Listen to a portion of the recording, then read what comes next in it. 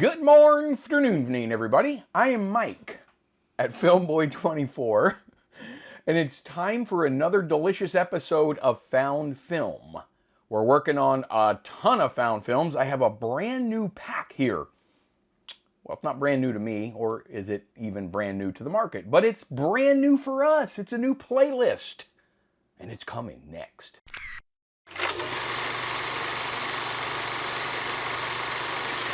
Yep, I said it. We have a brand new playlist right here at Found Film. We're on number 83. That means 83 times that we have been here discussing an old memory that we've unlocked from one of these tiny mem carts and brought it to the masses, or at least the few hundred people that watch this. So what I meant by brand new is I just rediscovered this lot of film here, including me, that I've had sort of tucked away and I kind of forgot about. But it's a lot of found film that I purchased on eBay back in August of last year, so August of 24. It consists of 13 rolls of Ektachrome 160 Type A film. Type A is the tungsten balanced film that you're supposed to shoot indoors under the old school yellow lights. If you take it outside, you got to put a filter in front. Filter out some of that blue light from the sun. So I had 13 rolls, and I kind of forgot about it, like I said. And the interesting thing about this lot of film is that there was something written, handwritten, on every single label. On the front of every cartridge, there was something written, including this one. And you might also notice, depending on how well this camera is focused, that I put a little piece of white tape on each one of them, and I wrote a number on them. That's the order in which I intend to process these memories. And the order was based on the date that was placed on each one of these cartridges. Like I say, there was a little bit of handwriting. It's really old, and it's very difficult to read because it's also very, very tiny. You guys ever know any of those people that write really small? Well, this one, I'm not 100% sure, but I believe it says Sunday, March something, 1987. I'm pretty 100% on the date. And then it says Deborah's Hospital Room Flowers, I believe. Something like Deborah's Hospital Room Flowers. It'll make sense in a second. So now we're looking at about 38 years ago that this was shot, somewhere in that range, almost 38 years. I will tell you up front, since we're all friends here, it didn't come out very good. I have really good luck with Ektachrome 160 in black and white. When it comes to the A film, the tungsten balanced film, for some reason I just don't have the same luck with it. Maybe it has something to do with the fact that a lot of it was shot indoors. And when you shoot this old film, when you did shoot this old film indoors, it really needed a ton of light. And in most cases, unless they had the big sunbeam light, there wasn't enough light. So it's dark. I don't think this lot of film was stored for the last 38 years under optimal conditions. You can see some of the labels have faded pretty badly. That may mean that it was exposed to sunlight, or I'm not sure. I'm not sure what it was exposed to, but the film itself is pretty deteriorated, more so than what I usually get out of this old Ektachrome 160. So keep that in mind when you see the film. I found an edge code on this particular roll of film. It was, give me one second, it was a triangle, a circle, and a triangle. I always put a little piece of tape on top so I don't forget all the particulars on that roll of film. That means this roll was manufactured in 1986. Makes sense. So it was manufactured probably mid to late 86. The film was shot early 87. And that's what we have. This particular roll gave me trouble. You see the back? I don't know if you're able to see that. But here are the pieces. So essentially what we do is we look at the front right here, or the edge of where you can see the film showing. And where that little film is showing, if it's been fully exposed, completely shot, the word exposed will show up. If it has not, then you'll just see film, like you do here. There's just film showing. It doesn't say exposed. So oddly, of the 13 rolls, number 10 here is the only one that's not been fully exposed. Now, roll number 1 didn't say exposed. So like a dum-dum, I took and I twisted the spindle here on the back side. You can twist the spindle here to advance the film. If you turn it clockwise, you will advance the film the same direction that your camera does. Counterclockwise, you're going to break the little retaining pin inside there, or bend it. You only do that when you're unloading the film. So I did that one big crank, and it was right at the end. It was just so much that you couldn't see the word exposed, and bloop, the film wrapped itself inside the cartridge, so I couldn't pull it out. So anyway, I had to break the film cartridge apart. No big deal. I got the film out, and I processed it. So what do we have? Well, we have a large batch of film that comes to me, anyway, from a seller in Vinton, Virginia. That's all I know. Vinton, Virginia. We're going to show you the film, and then we're going to maybe try to figure out a couple of things. Here it is.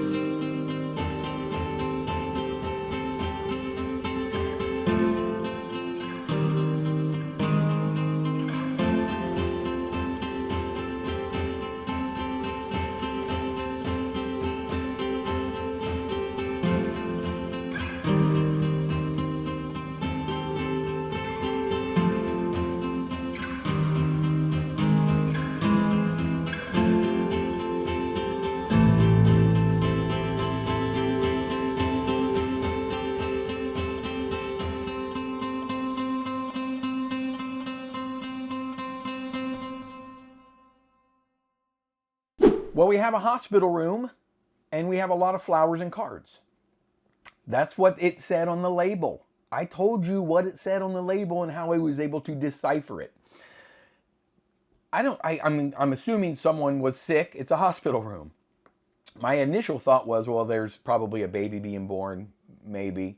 But there was no baby in there that I could see. There was a little girl sitting on the bed, but definitely not a newborn.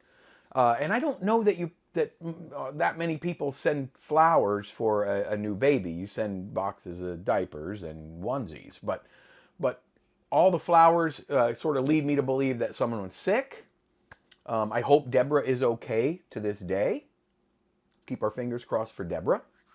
Then we had some sort of a play or a recital, maybe at a school, something like that. Like I say, it was a little bit dark. There were a couple scenes that kind of came in pretty well, but you saw the mold and the reticulation and all the grain and all the things that happen with this kind of film over time.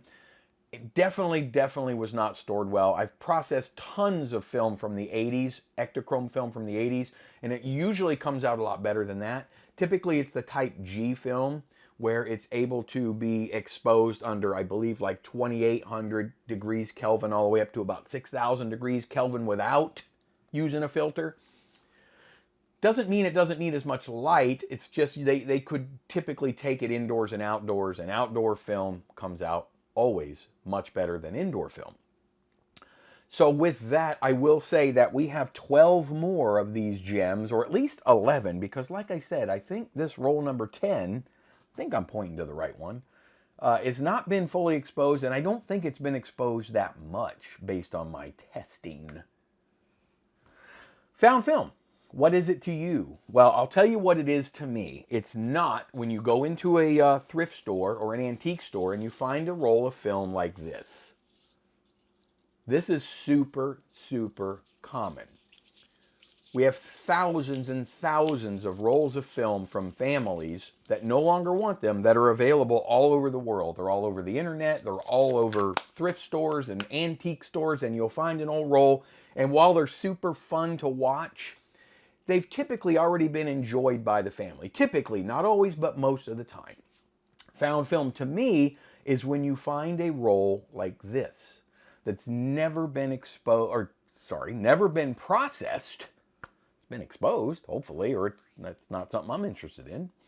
It's never been processed, so it's never been seen by the film shooter or anyone in their family or anyone in the film itself. That's found film to me. That's unleashing these old memories that have never been seen.